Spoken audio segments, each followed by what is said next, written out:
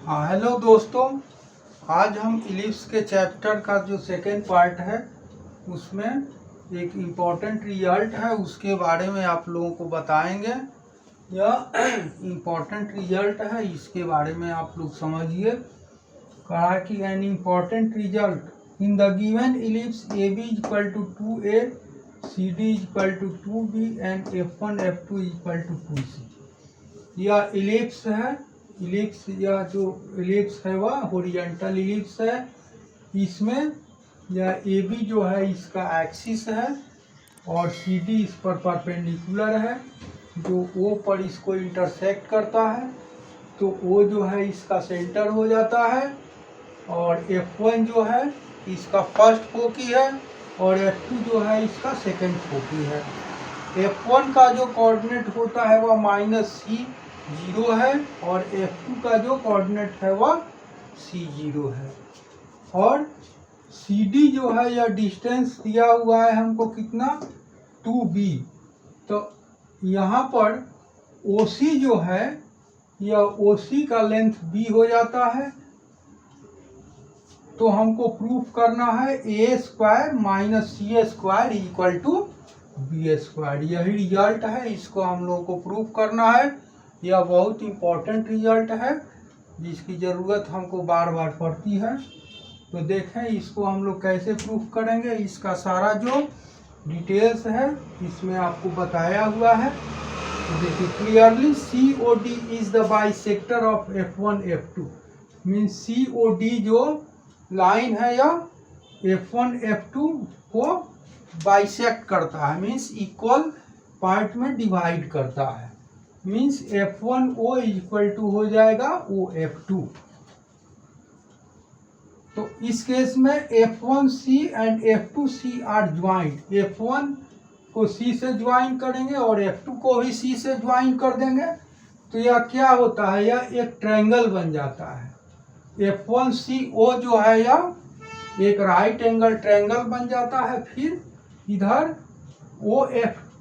OF2C जो है यह भी एक राइट एंगल ट्रायंगल बन जाता है। तो यहाँ पर जो डेटा है, डेटा जो हम लोगों को चाहिए उसके हिसाब से F1O इक्वल टू C हो गया, OC इक्वल टू B हो गया। तो F1C equal to √c² plus b²। Means यह परपेंडिकुलर हो गया, यह बेस हो गया। तो F1C जो है वह हाइपोटेनियस हो जाता है और यह F1C कितना हो जाता है √c² प्लस b²। इसी तरह से F2O equal to C। F2O जो है यह भी लेंथ C है और OC इक्वल टू B है, यह OC है। तो F2C इक्वल टू कितना हो जाएगा c² प्लस b²। अब फिर आगे देखें इसमें, तो since B and C lies on the ellipse, B और C दोनों पॉइंट इलिप्स पर लाई करता है। Therefore F1B plus F2B equal to हो जाएगा F1C plus F2C equal to constant. Ellipse का जो डिफिनीशन है उस डिफिनीशन के according F1B plus F2B equal to F1C plus F2C equal to constant. तो अब इसको हम लोग F1B को स्प्लिट करेंगे। तो F1B यह डिस्टेंस है, तो यह हो गया F1O प्लस OB और F2B जो है यह हो गया OB माइनस OF2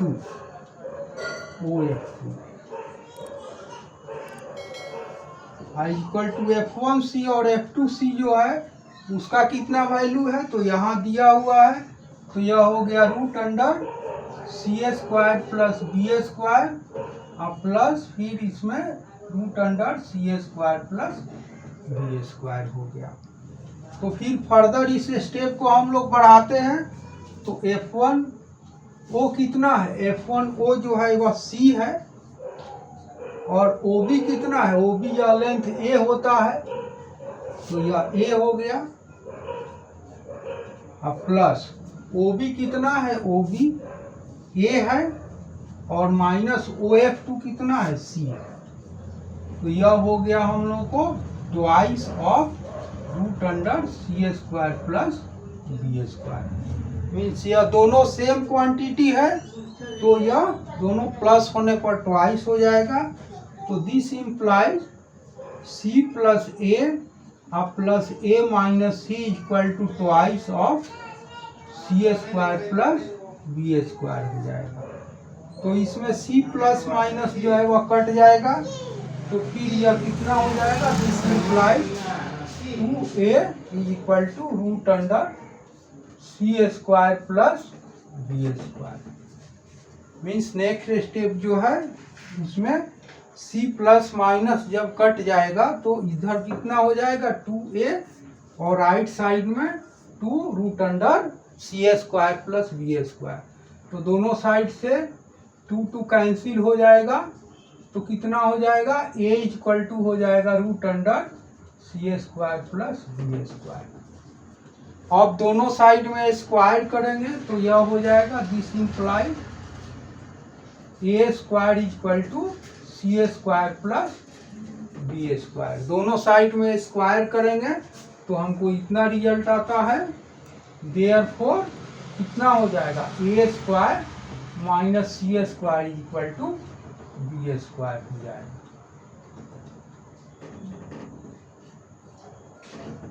यही हमको प्रूफ करना था, यह रिजल्ट प्रूफ हो गया। तो यह इम्पोर्टेंट रिजल्ट है इसमें का। फिर आगे का जो पॉइंट्स है उसको देखें। हाँ, तो नेक्स्ट पॉइंट है स्टैंडर्ड इक्वेशन ऑफ एलिप्स।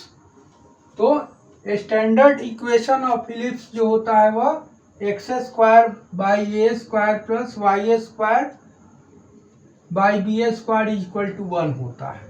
यही एलिप्स का स्टैंडर्ड इक्वेशन होता है, where A is the length of the semi major axis and B is the length of the semi minor axis.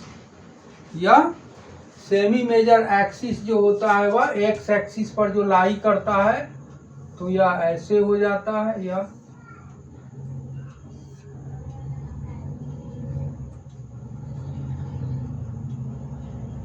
हो गया एक्स,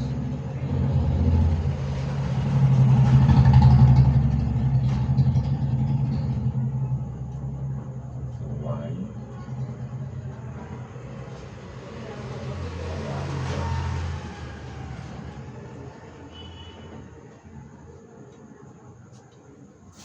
तो यही इलिप्स है, हॉरिजॉन्टल इलिप्स है। इसमें यह भी लेंथ ए होता है यहाँ से, यह भी लेंथ यहाँ से ए होता है। तो ए जो लेंथ है वह सेमी मेजर एक्सिस का लेंथ है, और बी जो है यह ऐसे होता है, यह जो लेंथ होता है वह बी होता है। यह बी हो गया, फिर नीचे बी हो गया। तो जो सेंटर होता है, सेंटर के ऊपर जो वर्टिकल लाइन होता है जो एलिप्स तक जाता है, यह सी डी हो गया। तो यह सेमी माइनर एक्सिस हो जाता है। Horizontal ellipse in the given equation of the ellipse, if A square is greater than B square then the major axis lies on the X axis. जब A square जो होता है, जो x square का जो डिनोमिनेटर है उसका जो लेंथ होता है वह ग्रेटर होता है, तो उस केस में जो एलिप्स होता है वह एक्स एक्सिस पर लाई करता है।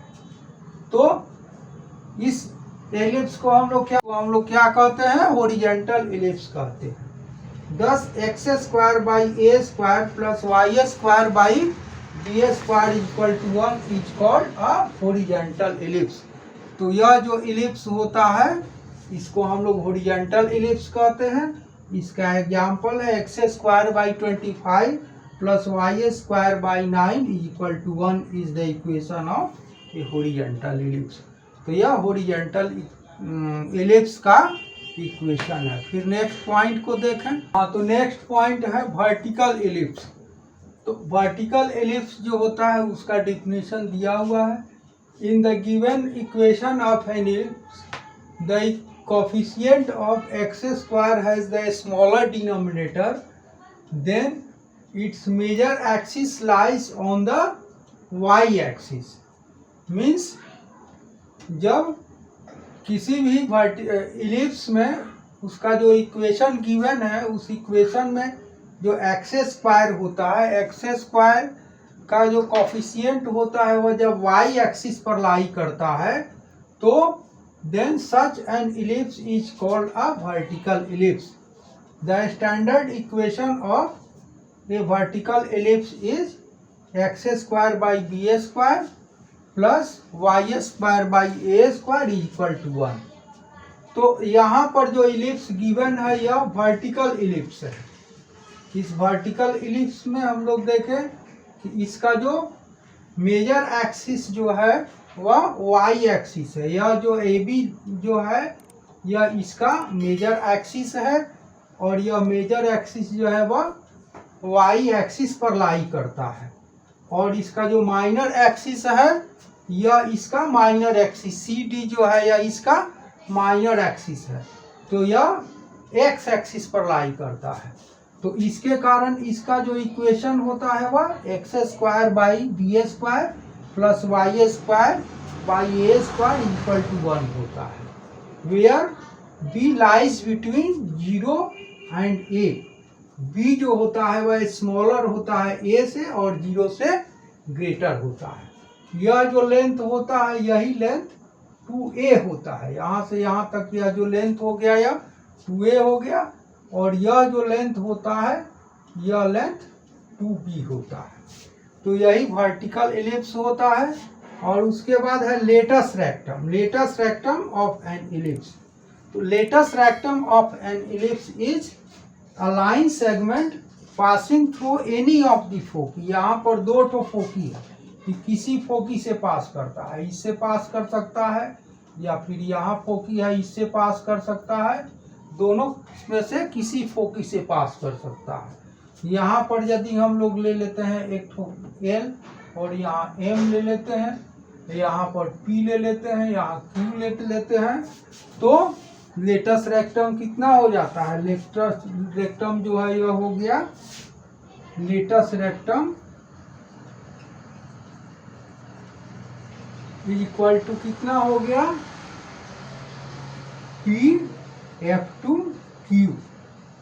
P/F2Q हो गया या और यह कितना हो गया L/F1M। यह दोनों में से कोई इसको हम लोग ले सकते हैं, यही लेटस रेक्टम होता है। तो फिर अगले क्लास में हम लोग आगे का जो रेस्ट बचा हुआ जो पार्ट्स है उसको डिस्कस करेंगे और फिर क्वेश्चंस जो है इससे रिलेटेड उसको सॉल्व करेंगे। तब तक के लिए इतना ही। Thanks all of you.